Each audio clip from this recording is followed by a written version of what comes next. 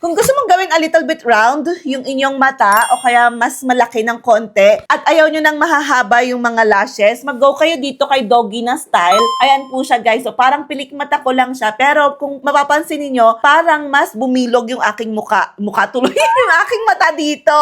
Tapos ano lang siya, 9 to 11 mm lang siya. So hindi siya mahaba, okay? So parang pa-cutesy, mabait na vibe lang ang peg mo dito. Ito po yung kanilang mga cluster lashes. Ganyan siya. So again, hindi siya mahahaba. Kaya kung hindi nyo bet yung mga mahahabang mga cluster lashes, ito na ang para sa inyo. Hindi rin siya super dense yung kanyang hair. At wag kayong mag-alala yung mga Eliza. Wala nang tanong-tanong pa. Hindi yan mabigat sa mata, guys. Very lightweight yung kanilang mga ginagamit na mga material dito sa kanilang cluster lashes. Kaya, hindi siya mabigat sa mata. Kahit ngayon mga medyo dense, hindi mo siya talaga siya ma-feel. Lalo na to. Kasi maiksi lang siya, tapos konti lang, hindi pa siya dense. So, hindi mo talaga siya ma-feel na mayroon kang cluster lashes sa mata. Tingnan nyo, oh. Diba, kapag ka malayuan, hindi mo naman nga mapansin na naka-cluster lashes ako. Diba? Ayun lang. If you want this, lalagay ko na lang dyan sa baba kung saan makakabili.